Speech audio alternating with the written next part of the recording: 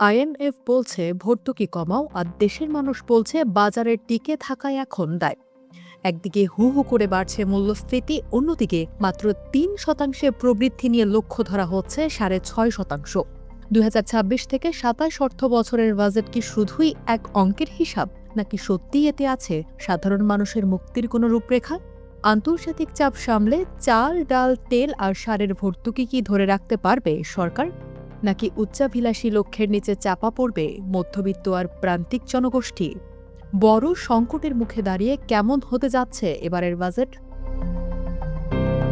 আসন্ন ২০২৬ থেকে ২৭ অর্থ বছরের বাজেট নিয়ে চারিদিকে এখন নানা গুঞ্জন। অর্থমন্ত্রীর বিভিন্ন বক্তব্য এবং প্রধানমন্ত্রীর নানান দিক নির্দেশনা থেকে বাজেটের একটা সম্ভাব্য রূপরেখা ইতোমধ্যেই আমাদের সামনে এসেছে। এসব নির্দেশনা দেশের অনেক মহলকে আশ্বস্ত করলেও সাধারণ মানুষের মনে কিন্তু এখনও বেশ কিছু প্রশ্ন এবং ধোঁয়াশা রয়ে গেছে। তবে আশার কথা হলো, এবারের বাজেটে একটি স্পষ্ট উন্নয়ন দর্শন তুলে ধরা হয়েছে, আর সেই দর্শনটি হলো মানুষের জীবনমানের উন্নয়ন। একটি বাজেট শুধু আয় ব্যয়ের আঙ্কিক দলিল বা সংখ্যার খেলা হওয়া উচিত নয়, তার একটি নিজস্ব দর্শন থাকা প্রয়োজন। আর এবারের বাজেটে মানুষকে উন্নয়নের কেন্দ্রবিন্দু হিসেবে ভাবা হচ্ছে, যা বাংলাদেশের মতো একটি উন্নয়নশীল দেশের জন্য অত্যন্ত ইতিবাচক এবং সাধুবাদ পাওয়ার যোগ্য। কিন্তু খাতা কলমের এই সুন্দর দর্শন বাস্তবে রূপ দেওয়া মোটেও সহজ হবে না, কারণ এবারের বাজেটটি তৈরি হচ্ছে এক চরম সংকটময় সময়ে। একদিকে দেশজ অর্থনৈতিক চাপ, অন্যদিকে বৈশ্বিক মন্দা, দুই মিলে এক কঠিন পরিস্থিতির মুখোমুখি বাংলাদেশ। স্বভাবতই প্রশ্ন উঠছে একটি কিচ্ছ্রমুখী ও সাশ্রয়ী বাজেটের। কিন্তু মনে রাখতে হবে, দেশ যেমন চাপে আছে, দেশের মানুষও তার জীবনযাত্রা সামাল দিতে হিমশিম খাচ্ছে। এখানেই আসছে সবচেয়ে বড় পরীক্ষা। আন্তর্জাতিক মুদ্রা তহবিল বা আইএমএফ এর পক্ষ থেকে ভর্তুকি কমানোর তীব্র চাপ রয়েছে, কিন্তু এই দুঃসময়ে বাজেট সংকুচিত করতে গিয়ে মানুষের জীবনমানকে ঝুঁকির মুখে ফেলা যাবে না। ঠিক এই মুহূর্তে খাদ্য, জ্বালানি কিংবা সারের উপর থেকে ভর্তুকি কমানো কোনোভাবেই বাস্তবসম্মত হবে না।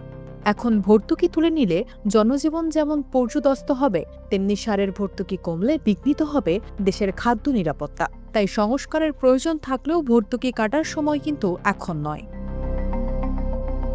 এবারের বাজেটের বিভিন্ন লক্ষ্যমাত্রায় একটা বড় ধরনের উচ্চাভিলাষের আভাস পাওয়া যাচ্ছে, কিন্তু আমাদের সামর্থ্যের সীমাবদ্ধতাও তো এক নির্মম সত্য। যেমন আগামী অর্থবছরের জন্য অর্থনৈতিক প্রবৃদ্ধির লক্ষ্যমাত্রা ধরা হয়েছে ৬.৫%, অথচ বর্তমানে বাংলাদেশের অর্থনৈতিক প্রবৃদ্ধির হার ৩%-এর কিছু বেশি। প্রশ্ন হলো, অর্থনৈতিক স্থবিরতা, স্লথ, বিনিয়োগ আর বৈশ্বিক মন্দার এই কালে মাত্র ১ বছরের প্রবৃদ্ধির হার দ্বিগুণ করার এই প্রত্যাশা কতটুকু যৌক্তিক? একইভাবে মাত্র ১ অর্থ বছরের মধ্যে বিনিয়োগের হার জাতীয় আয়ের ৩১% এবং রাজস্ব আয়ের হার ১০% উন্নীত করার লক্ষ্যও অবাস্তব মনে হয়।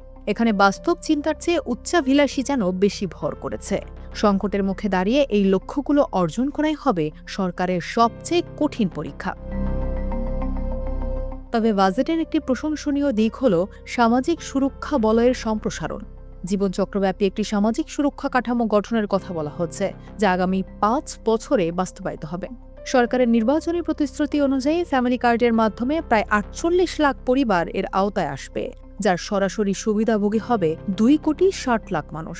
এর জন্য বরাদ্দ রাখা হচ্ছে ১৪,৫০০ কোটি টাকা।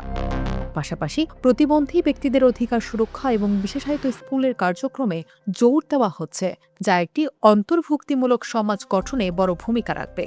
শিক্ষা ও স্বাস্থ্য খাতেও বরাদ্দের বিষয়ে আলোচনা চলছে। শিশুদের মানসিক বিকাশ এবং তথ্য প্রযুক্তির অতি ব্যবহারের বিরূপ প্রতিক্রিয়া রুখতে নীতিমালার তাগিদ দেওয়া হচ্ছে।